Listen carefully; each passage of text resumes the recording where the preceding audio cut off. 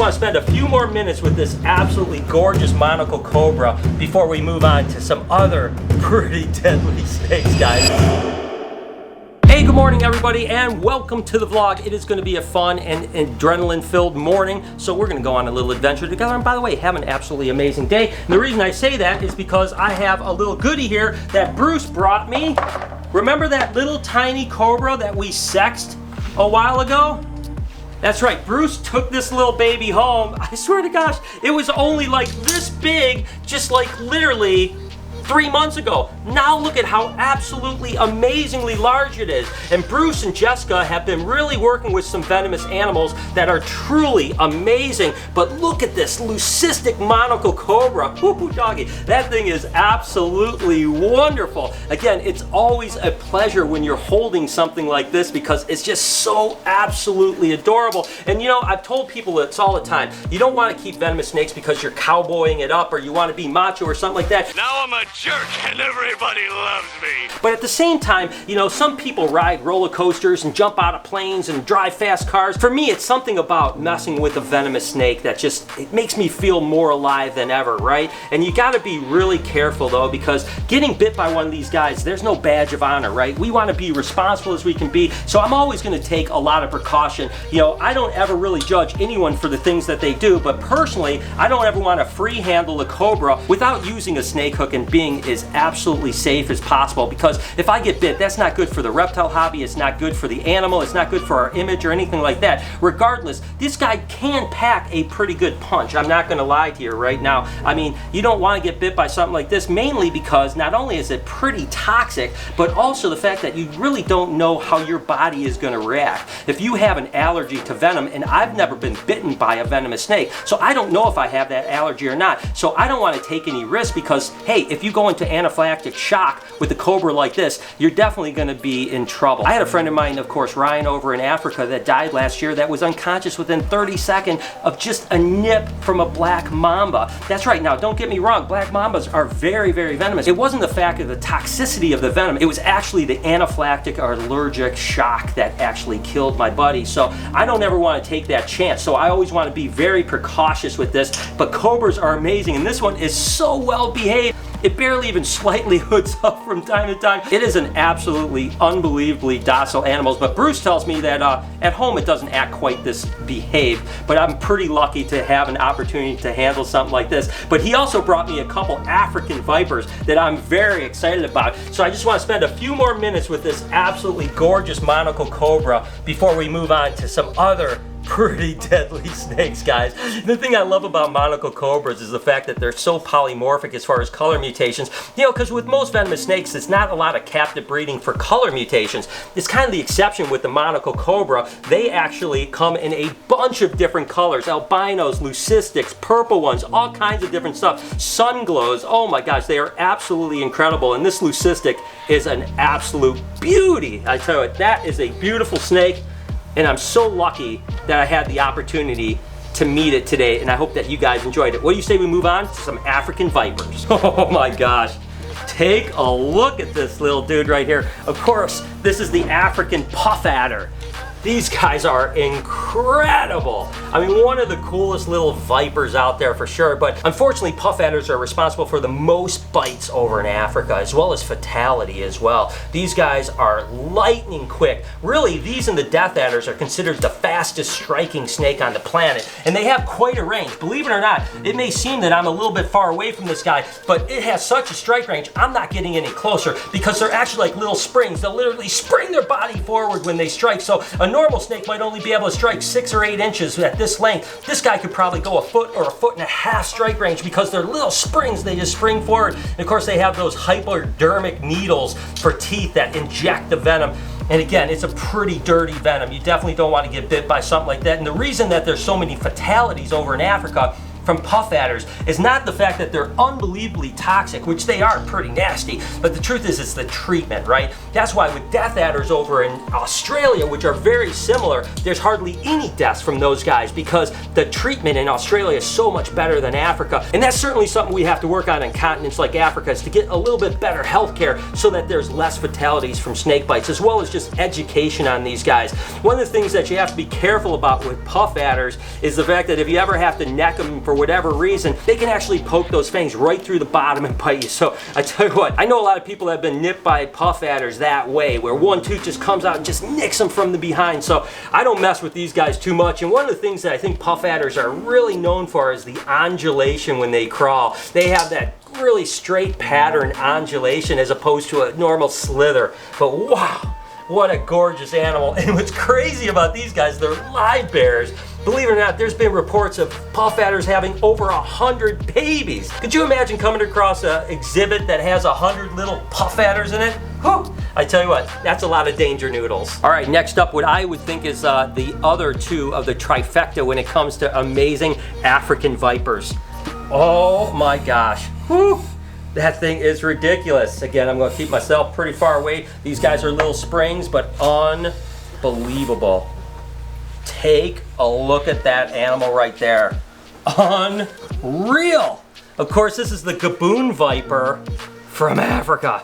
One of the coolest snakes on the planet, I think. I think if you were to say what is the prettiest snake that you've ever seen on the planet that naturally occurs, I would say gaboon vipers or rhino vipers would definitely be that animal. I mean, just look at the cryptic color and patterning and that big head. And these guys have the longest teeth of any venomous snake. An adult gaboon viper can literally have teeth up to 1.5 inches long. It's crazy. Of course, they are short and stout. They're kind of like a blood python in a way, but in a viper body. Just take a look at that thing. And again, much like the puff adder, these guys have an amazing strike range. So again, you may think that you're fine and that you're not in the danger area, but they'll just spring out and shoot really quickly. You do not want to get tagged by something like this. This is a pretty serious bite right here, but nevertheless, unbelievably gorgeous animal. Again, there's east and west gaboon vipers, and they're just slightly different, but unbelievably incredible animals. I tell you what, I'm just in awe every time I see a gaboon viper. I mean, just look at that animal. Would y'all look at this?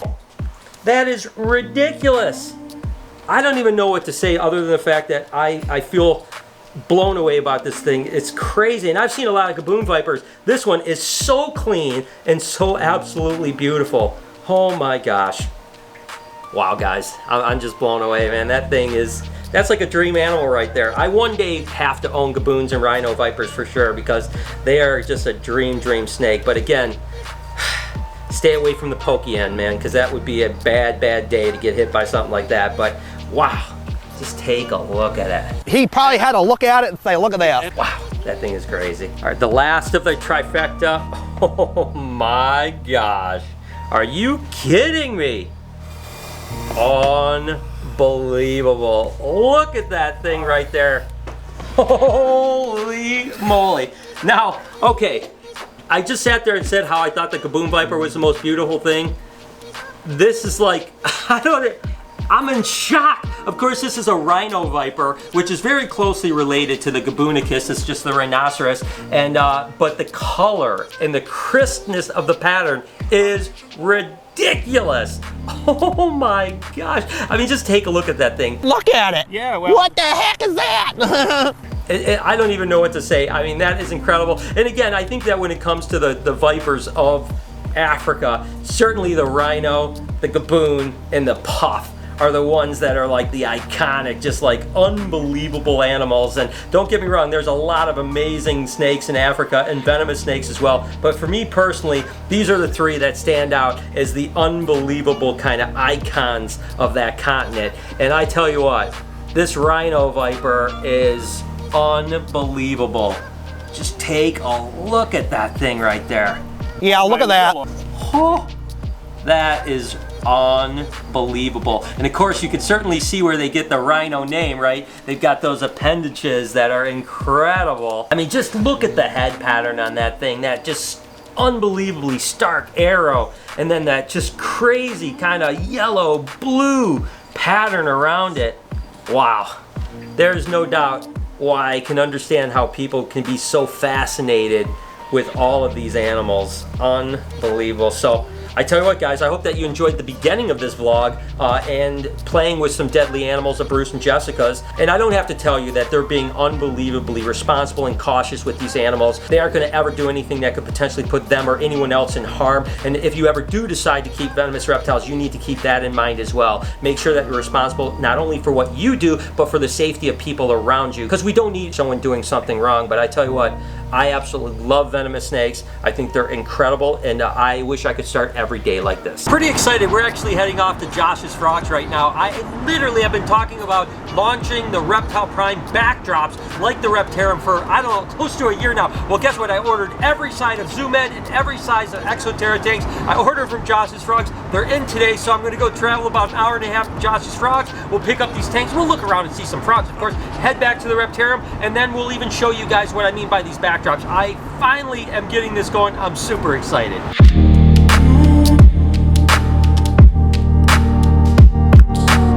And of course, I'm here at Josh's Frogs, just kind of getting the frog tour here. Gonna look at some really cool animals, and then we're gonna try to load up all of the tanks. I hear that there's so many tanks we might not be able to fit them all in the cargo van. My bad, I figured it was gonna be okay, but hey, the way it goes. So just gonna look at some cool frogs, and then we'll try to see if we can pack this stuff up, get back to the Reptarium. Absolutely love the tadpole room. I mean, it's so crazy to see all these tadpoles in here. There are literally tens of thousands of little tadpoles in here. Unbelievably cool.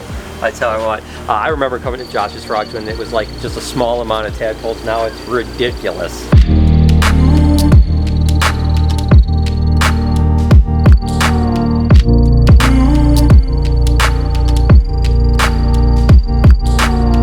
Now this is company commitment right here. Josh himself is loading up my tanks. So we have to load all of these tanks into that van, and Josh is doing it, and me and Jay are going to get a beer right now. So thanks, Josh. No, we're gonna help him load up.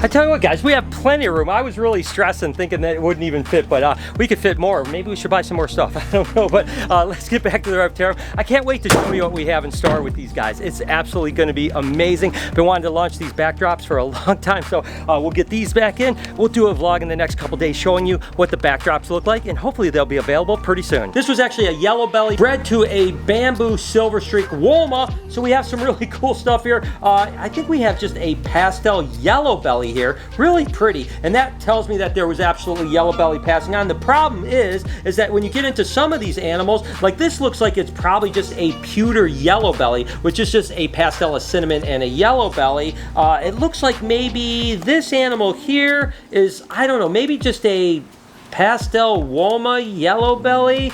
But it looks like, I'm not exactly sure what this one is, and that's where it gets confusing when you start really mixing a bunch of genes together. Looks like we have another pastel yellow belly here, but then we get into the bamboo stuff, and the bamboo stuff is all over the place. I mean, it's really cool. These are definitely bamboo silver streaks, and it's hard to say. I think this one is the yellow belly because it has kind of those crazy granited out sides, and then this would be the non-yellow belly, which is the bamboo silver streak, possibly Woma, and then we have these two here that look like the same thing. I'm pretty sure this would be a bamboo silver streak Woma yellow belly, which is the all gene animal, and then I think this one is just a bamboo silver streak possible Woma. And the last thing we have in here is this little monkey, which looks like a silver streak, which is a super pastel cinnamon. It might be yellow belly, it's hard to really say, but regardless, pretty crazy combination of animals in this clutch. If you guys enjoyed the venomous snake handling at the beginning of this video, you might want to check this video out right here, or you can watch this playlist. I think you guys enjoyed. Do me a favor and hit that subscribe button, post notification. I'll be kind to someone today, and I promise I'll see you guys tomorrow.